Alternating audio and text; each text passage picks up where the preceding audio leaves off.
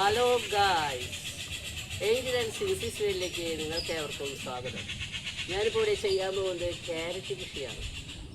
വീട്ടിൽ കറി വയ്ക്കാൻ കൊടുത്ത ക്യാരറ്റ് വേസ്റ്റായി കഴിഞ്ഞപ്പോൾ, അല്പം ശീച്ചലൊക്കെ പറ്റി കഴിഞ്ഞപ്പോൾ ഞാനത് നടാൻ വന്നിരിക്കുകയാണ്. അപ്പോൾ എൻ്റെ കൃഷി മട്ടുപാവിലാണ് ഞാൻ നടത്തിയിരിക്കുന്നത്. കഴിഞ്ഞ കൊല്ലം വരെ അത് ഫെയിലിയർ ആയിരുന്നു. ഈ കൊല്ലം തൊട്ട് അത് സക്സസ് ആയിട്ടാണ് ഞാൻ കാണുന്നത്. അതായത് ക്യാരറ്റ് നടാൻ പോകുന്നു.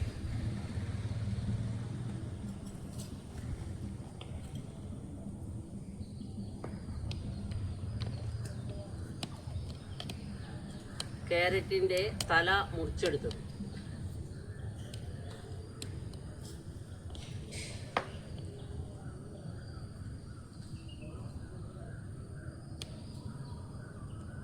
രണ്ട് ക്യാരറ്റിൻ്റെ തലയാണ് എനിക്ക് കിട്ടിയത്. അത് ഞാനിവിടെ നടുകയാണ്.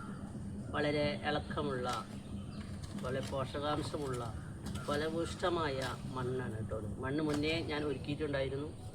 ഇത് 2-3 കൃഷി ഞാൻ ചെയ്യും. വെണ്ടക്കായ ചെയ്തിട്ടുണ്ട്, ഒരു മുളകൻ തൈ വെച്ചിട്ടുണ്ട്, പിന്നെ അതുപോലെ തന്നെ പുതിയനയില നിറയെ ആയിരുന്നു. പക്ഷെ അതെന്തോ കാരണവശാൽ വെള്ളം കിട്ടാതെ വന്നപ്പോൾ അത് ഉണങ്ങിപ്പോയി. പ്രാവശ്യം അത് വീണ്ടും സക്സസ് ആയിട്ടുണ്ട്. അടുത്തായിട്ട് കുറച്ച് മത്തങ്ങ വിത്താണ് ഞാൻ ഇവിടെ നടുന്നത്. സാധാരണ കടയിൽ നിന്ന് വാങ്ങുന്ന വിത്തുകളാണ് ഞാൻ നടാറുള്ളത്. പക്ഷേ ഇപ്രാവശ്യം നട്ടതൊക്കെ ഫെയിലായി പോയി. അതുകൊണ്ട് ഞാൻ അതിൽ നിന്നും കറി വെച്ചപ്പോൾ കിട്ടിയ മത്തങ്ങ വിത്താണ് ഇപ്പം ഞാനിവിടെ നടാൻ പോകുന്നത്.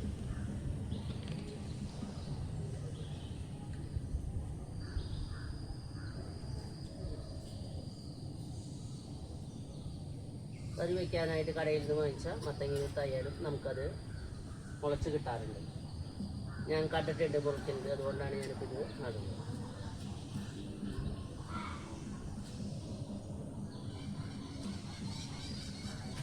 അപ്പോൾ വിത്തുകളെല്ലാം നമ്മൾ നട്ടു കഴിഞ്ഞ്, ക്യാരറ്റ് നട്ടു, മത്തങ്ങ നട്ടു. ഇതെല്ലാം ഒരാഴ്ചയ്ക്കുള്ളിൽ മുളച്ച് പൊങ്ങുന്നതായിരിക്കും. അതിനുശേഷം അവർക്ക് വളം കൊടുക്കണം. പക്ഷേ ഓട്ടോമാറ്റിക്കലി ഞാനിതിൽ പൊതുവെ വളം ചേർത്തിട്ടുണ്ട്, വേറെ ചെടികൾക്ക് വേണ്ടിയിട്ട്. അപ്പോൾ ഒരു പ്രത്യേക ഒരു വളം ചേർക്കേണ്ട ആവശ്യമില്ല. അടുത്തായിട്ട് ഞാൻ ചെയ്യാൻ പോകുന്നത് സ്യൂഡോമോണസ് കലക്കി കൊടുക്കണം. അതിനേക്കാൾ മുന്നേ കുറച്ച് വിത്ത് കൂടി പാകാനുണ്ട്. അതായത് കുറച്ച് പാലച്ചീര. കുറച്ച് ദിവസമായി വാങ്ങി വെച്ചിട്ട് എനിക്ക് നടാനായിട്ട് നേരം കിട്ടിയിട്ടില്ല. അതുകൊണ്ട് ഞാൻ അത് ഇപ്പോഴാണ് എനിക്ക് നേരം കിട്ടിയത്.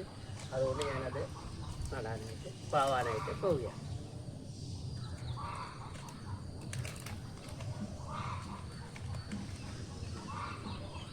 രണ്ട് 3 ബക്കറ്റുകളിലായിട്ട് ഞാനത് പാകും. എല്ലാം മുളയ്ക്കാറുണ്ട്. പാലച്ചീരയുടെ വിത്തുകളെല്ലാം മുളച്ച് കിട്ടാറുണ്ട്. പക്ഷേ ഇതുവരെ ഒന്നും കറി വയ്ക്കാനായിട്ട് എനിക്ക് കിട്ടിയിട്ടില്ല. പക്ഷെ ഇപ്രാവശ്യം അത് കറി വയ്ക്കാനായിട്ട് ഞാൻ കഴിഞ്ഞ മാസം പാകിയ എൻ്റെ പാലച്ചീര സക്സസ് ആയിട്ടുണ്ട്. 5-6 എണ്ണം, അതായത് 5-6 എണ്ണം എനിക്ക് കറി വയ്ക്കാനായിട്ട് റെഡി ആയിട്ടുണ്ട്. അവിടെ അത് ഞാൻ നിങ്ങൾക്ക് കാണിച്ചു തരാം വലുതായി. ഈ പച്ചക്കറികളെല്ലാം വിഷമില്ലാത്തവയാണ്, നമുക്ക് വിശ്വസിച്ച് കഴിക്കാവുന്നതാണ്. അടുത്തായിട്ട് ഞാൻ നടാൻ പോകുന്നത് ബ്രിഞ്ചാൾ, അതായത് നമ്മുടെ വഴുതനങ്ങ, വയലറ്റ് വഴുതനങ്ങ എനിക്കധികം താല്പര്യമൊന്നും ഇല്ലെങ്കിലും ഞാൻ അതുണ്ടായി നിൽക്കുന്നത് കാണാൻ എനിക്ക് താല്പര്യം. ഇടയ്ക്ക് ഞാനത് മീൻ വറുക്കുന്ന പോലെ വറുക്കാറുണ്ട്. എനിക്ക് വളരെ ഇഷ്ടമാണ്. മീൻ വറുക്കുന്ന പോലെ വറുത്താൽ എനിക്ക് ഇഷ്ടമാണ്. അത് കാണിച്ചു തരാം കേട്ടോ.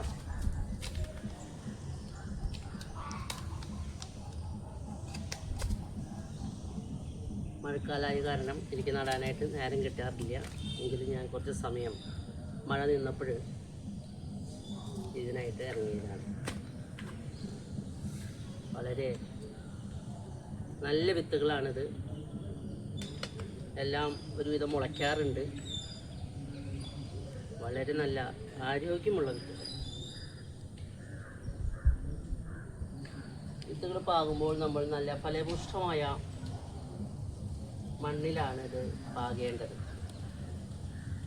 നന്നായിട്ടുണ്ടാവുന്നതായിട്ട് കാണാനായിട്ട് സാധിക്കാറുണ്ട്. ഇനി ഞാൻ ചെയ്യാൻ പോകുന്നത് ഇവിടുത്തെ പയറുകൾ. അവർ നിലമുട്ടി തുടങ്ങി. അത് ഉയരത്തിൽ വെക്കേണ്ടതായിരുന്നു, പക്ഷെ അത്ര ചിന്തിച്ചിട്ടുണ്ടായിരുന്നില്ല. അതുകൊണ്ട് ഞാൻ അത് വിളവെടുക്കുകയാണ്. തോര വയ്ക്കാൻ ബെസ്റ്റാണ്.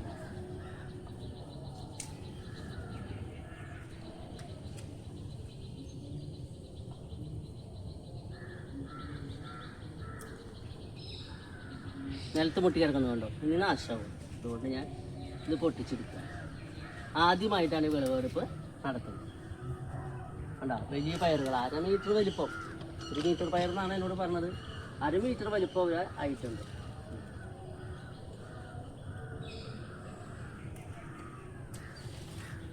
ഒരു നേരത്തെ തോരനുള്ളതായി.